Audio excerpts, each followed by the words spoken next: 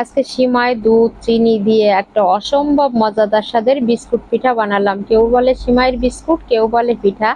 আসসালামু আলাইকুম এভরিওয়ান, সবাইকে আরেকটি নতুন ব্লগে ওয়েলকাম। সবাই কেমন আছেন? আলহামদুলিল্লাহ আমি ভালো আছি এবং সুস্থ আছি। এখানে বেশ কিছু ভাজা সিমাই নিয়ে নিয়েছি। সিমাইগুলো আমি শুকনো খোলায় টেলে নিয়েছি। ভাজা ভাজা করে একদম মশমশা করছে সিমাইগুলো।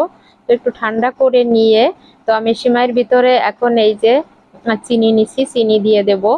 চিনি, গুঁড়া দুধ আর 2 চামচের মতো ময়দা নিছি আর একটা ডিম নিছি। ব্যাস এইটুকুই হলে হয়ে যাবে। তো আমি চিনিটাকে সিমাইয়ের পরে ভালোভাবে দিয়ে দিলাম আর 1/2 চামচ পরিমাণ একটু লবণ নিছি। তো যে কোনো খাবারের স্বাদ বৃদ্ধি করতে গেলে লবণের তো কোনো বিকল্প নেই, এটা আপনারা কম বেশি সবাই জানেন। তো সিমাইয়ের উপরে প্রথমে আমি চিনিগুলো দিয়ে দিলাম। তারপরে এখানে আমি আধা বাটি পরিমাণ এই যে গুঁড়া দুধ নিছি, তো দুধটাও দিয়ে দিব। দুধটা দিয়ে এখন মাঝখানে আমি ডিমটা ভেঙে দেব। এখানে কোনো পানি ব্যবহার করিনি। সিমাই দুধ চিনি এগুলো থেকে যে পানি ছেড়েছে ওটা দিয়েই আমি একটা শক্ত মানে ব্যাটার বানিয়ে নেব, ডো বানিয়ে নেব। কেমন হয় আমি আপনাদের দেখাই দেব। আর এই যে 2 চামচ পরিমাণ ময়দা নিয়ে নিলাম, নিয়ে এখন সবকিছু একসাথে ভালোভাবে হাত দিয়ে মিশিয়ে নিব। একদম সহজে বিকালে নাস্তার জন্য খুব ঝটপট মানে তৈরি করা যায়। আর এই যে সময় এই মিশ্রণটা যে সময় মাখাচ্ছিলাম এত সুন্দর একটা স্মেল বেরোচ্ছিল, মানে ভাজা সিমার একটা স্মেল আছে, তারপর গুঁড়া দুধ, তারপর চিনি, মানে সব কিছু মিলে মিশে মানে পুরো বাড়িটা আমার গন্ধে মৌ মৌ করছিল। অসম্ভব মিষ্টি একটা ফ্লেভার বেরোচ্ছিল, খুব সুন্দর, মানে ঘ্রাণেই অর্ধেক পেট ভরে যাচ্ছিল, এত সুন্দর ঘ্রাণ বেরোচ্ছিল। তো যে কোনো কাজ করতে গেলে তাড়াহুড়ো করলে হয় না, একটু ধৈর্য ধরে সুন্দর করে হাত দিয়ে মাখিয়ে নেব। আস্তে আস্তে চিনিগুলোও গলে যাবে। আর এভাবে ডিম দেওয়াতে সুন্দর একটা মানে ফ্লেভার, সুন্দর একটা আঠালো ডোর মতো হয়েছে। ডো হবে না যেহেতু সিমাইগুলো ঝরঝরা মচমচা ছিল। তো এইভাবে 4 কোনা, গোল, 3 কোনা যে কোনো শেপ আপনি দিতে পারেন। তো এভাবে করে আমি একটা একটা করে সবগুলো বানিয়ে নেব। গোল বা 4 কোনা যে কোনো শেপ দিয়ে বিস্কুটের আকৃতি বলেন আর পিঠার মতো বলেন, এভাবে করে একটা একটা করে আমি সবগুলো মানে বানিয়ে নিব। বানানোর পরে তেলে ভেজে নিলে ব্যাস খাওয়ার জন্য একদম রেডি হয়ে যাবে। তো এভাবে করে একটা একটা করে আমি সবগুলো বানিয়ে নিলাম। চিনিগুলো হালকা গলে গলে আসছে, একটা আঠালো ভাব হচ্ছে। আর যেহেতু ময়দা দেওয়া, তারপর গুঁড়ো দুধ দেওয়া, সবকিছু মিলে একটা আঠালো আঠালো ভাব হচ্ছে হাতের ভিতরে।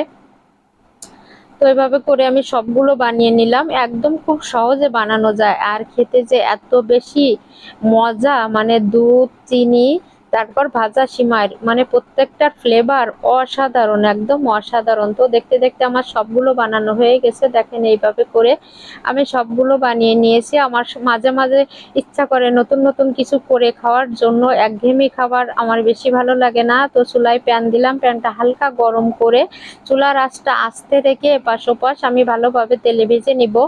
আর চুলার জালটা জোরে দিলে তেলটা বেশি গরম হয়ে গেলে কালার চলে আসবে, পোড়া পোড়া ভাব চলে আসবে, কারণ চিনি তেলের ভিতরে গেলে একটা পোড়া পোড়া ভাব চলে আসে।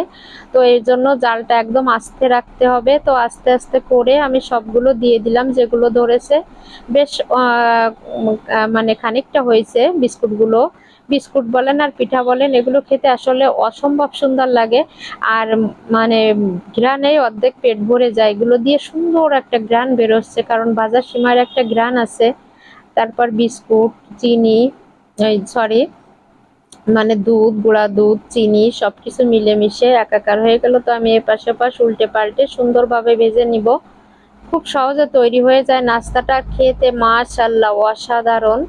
তো বেশি সময় লাগে না, আধা ঘন্টার সময় হাতে থাকলে মেহমান অতিথি আপ্যায়নে যে কোনো বা বাড়ির বিকেলের নাস্তায় আপনারা যে কেউ তৈরি করে খেতে পারেন। এগুলো আসলে বেশি সময় লাগে না।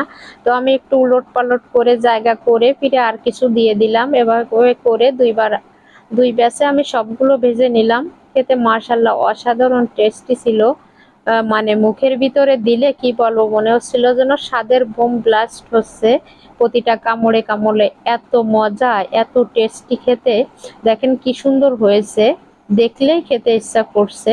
তো চাইলে যে কেউ সহজেই বানিয়ে নিতে পারেন, কারণ সিমাই দুধ আর ডিম চিনি এগুলো তো আমাদের প্রত্যেকের ঘরে কম বেশি থাকে। তো চাইলে যে কেউ বানিয়ে নিতে পারেন। ওয়াও, মানে জাস্ট অসাধারণ টেস্ট। বললাম না, মুখের ভিতরে একদম স্বাদের বোম ব্লাস্ট হচ্ছে।